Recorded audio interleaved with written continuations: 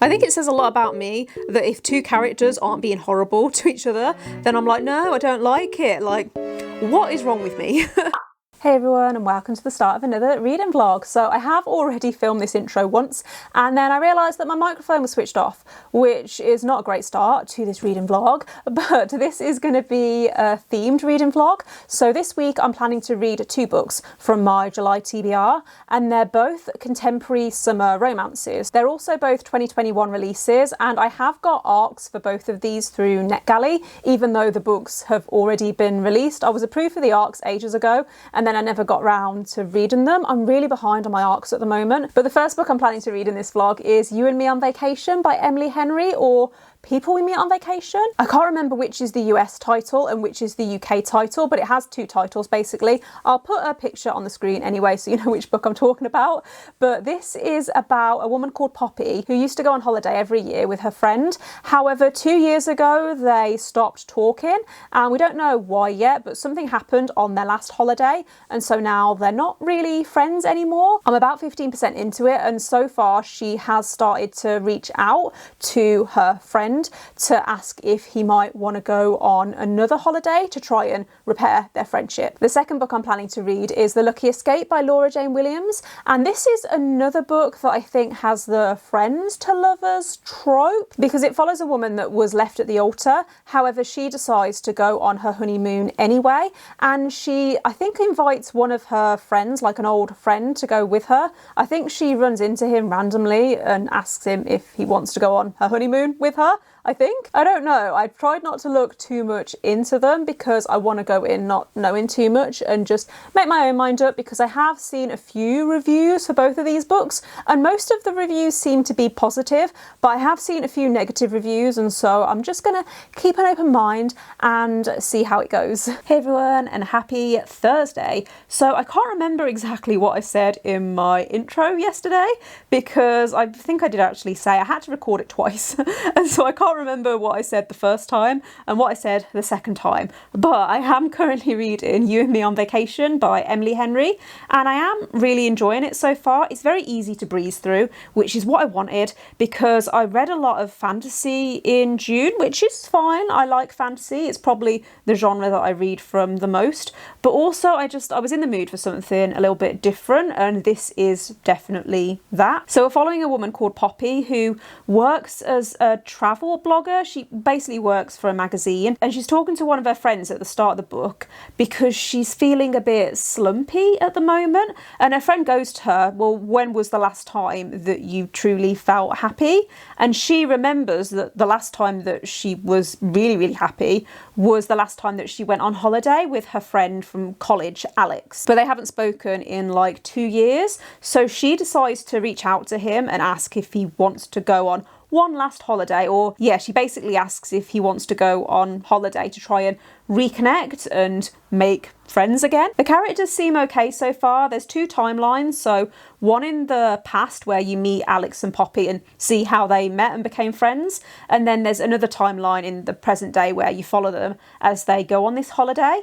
I don't know how I feel about Poppy so far, because the book is told from her perspective, like the first person point of view, and she's okay, but I feel like I prefer Alex as a character, and so it would be nice to get his perspective too. There has been a little bit of banter between the two of them, which I always like, but also I'm not feeling a huge amount of chemistry from them at the moment, but I am hoping that that does come as the book goes on. But I am really intrigued as to what happened between the two of them 2 years ago to make them stop being friends.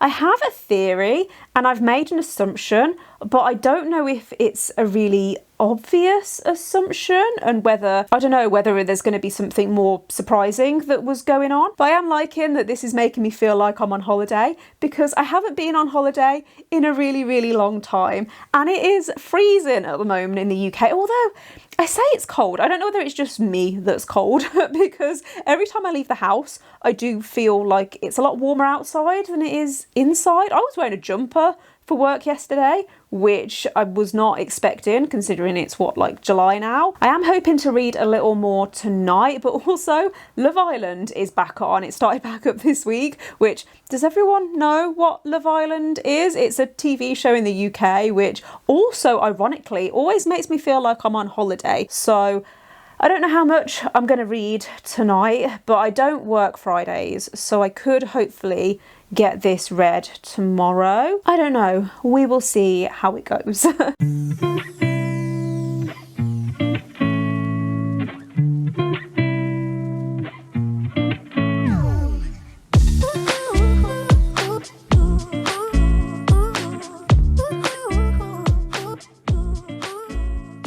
Good morning. So today was meant to be productive. I was going to film both my mid-year book freakout tag and my mid-year reading stats, but I got up, got dressed, and then got back into bed because I am tired. And I just thought, you know what, I don't want to film those videos when I've got no energy, because I'm really excited to film both of those videos. So I think I might try and do that tomorrow or Sunday instead. And also, I'm really enjoying You and Me on Vacation at the moment. I read some more last night and I want to read it. I want to carry on and hopefully finish it today. And I think I'm nearly 50% of the way through. Alex as a character is just so cute, and I can definitely see why Poppy likes him.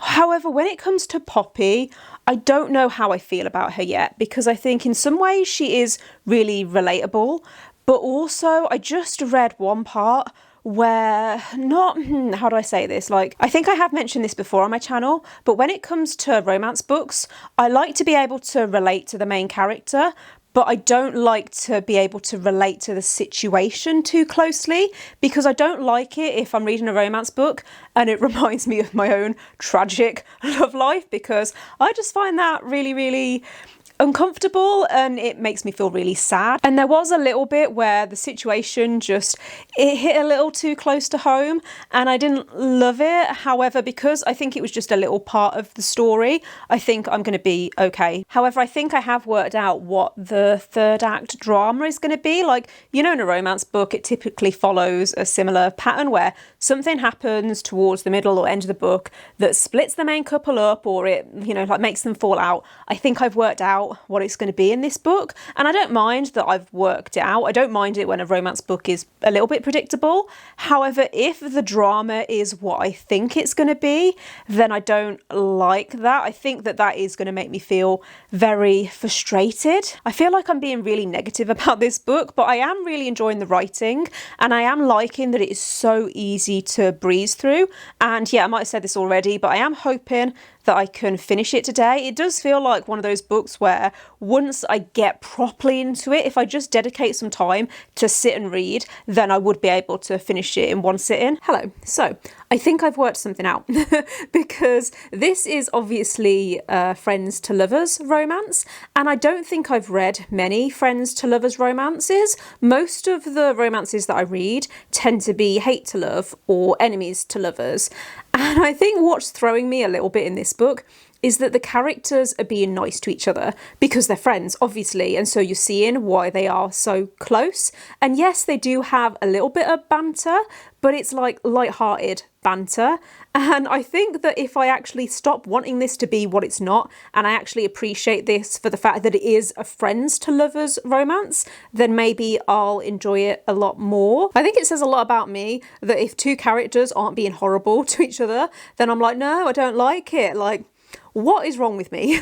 So I'm now about 70% of the way through, and the last chapter that I read was very emotional. I almost cried, which I wasn't expecting. I love it when you see two characters caring for each other, you know, and like showing that they care for each other. I think I'm really enjoying this second half a lot more than I enjoyed the first half, and I feel like I am starting to root for these characters. It's difficult because they are such good friends and you can see how much they care for each other, but I don't know whether I want more. I feel like the feelings so far haven't gone as deep as I would like them to have gone. Hey everyone, and happy Saturday. So I think the last time I updated this vlog was yesterday, because I spent most of yesterday in bed with back pain. I don't like to feel like I'm always moaning in my vlogs, but yesterday was not the best day.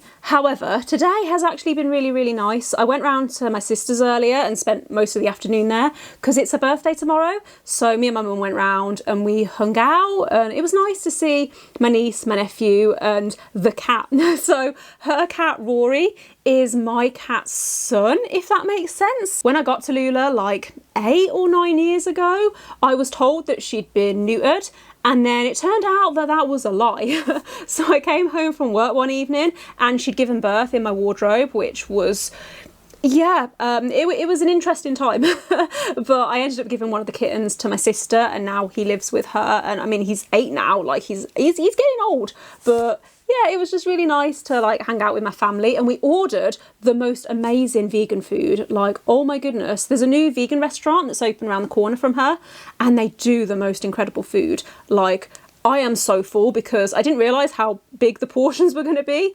But yeah, that was today. I did also finish reading You and Me on Vacation last night, so I thought I would share my final thoughts, and I gave this 4 stars overall. I haven't ran it through Corpal yet, so I don't know whether it's going to come out as like a 3 or 4 stars, but it feels like a 4 stars. There were certain things about the ending that I had sort of predicted, but the way that certain things were resolved, I didn't actually mind that. Like, I think I mentioned earlier in the vlog that I was a bit nervous about certain things that might happen, but I actually didn't mind them when they did happen. And actually there were a few moments towards the end that made me feel a little bit emotional, and I might have cried just a little bit.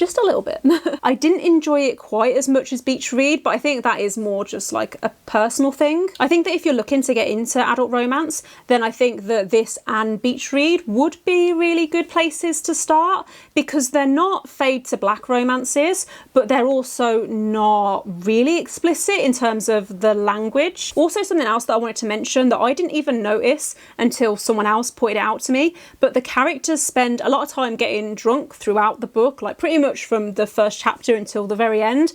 And it's something that doesn't bother me because, like I said, I didn't even notice it to start with, but if that's something that you don't enjoy reading about, then I did just want to mention it. I have also made a start on The Lucky Escape by Laura Jane Williams. I've only read, I think, the first 5 chapters, but this is following a woman called Annie who shows up on the morning of her wedding to find that her fiance isn't there, and he's basically dumped her. Like, he texts the wedding planner saying that he can't do it and that he's not going to show up, and so she is completely heartbroken, understandably, but also she's been in a relationship with him since they were like 20, 21, so like 9 years. Throughout her whole 20s she hasn't known anything but this relationship, and so she doesn't know what to do now. And I think that the book is basically going to follow her as she tries to like sort her life out. I have read 2 of Laura Jane Williams's other books and I did really enjoy them. I've read all of her books, I think all of her fiction books that are out, and so I'm really interested to see how this compares, because I think of the books of hers that I've read so far, I really liked the storyline in Our Stop, but I thought the writing was a little bit clunky, and you could tell it was her first fiction book. But then I read The Love Square and I really liked the writing, but like the actual romances in that book I didn't love as much. And so I'm hoping that this book is going to almost be a combination of the two, where you get the good story and the romance with the good writing.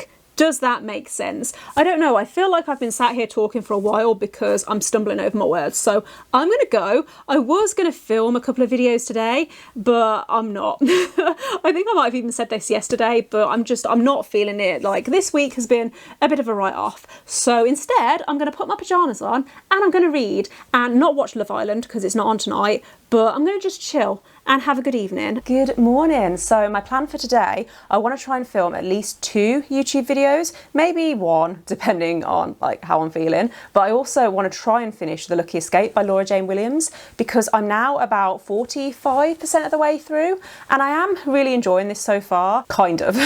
It's exactly what I was expecting it to be, so I feel like I can't be overly critical. We're following this main character, Annie, who has been left at the altar by her ex Alexander, I want to say his name is. She decides that she wants to try and get control of her life again. So she signs up to do this boot camp fitness thing at the gym. And while she's there, she runs into a friend from the past who wasn't really a friend, like, I mean, kind of. She basically went to summer camp with him when she was like 14, 15. And so when she first saw him, she didn't actually even recognise him. But they form this friendship. They start just hanging out as friends.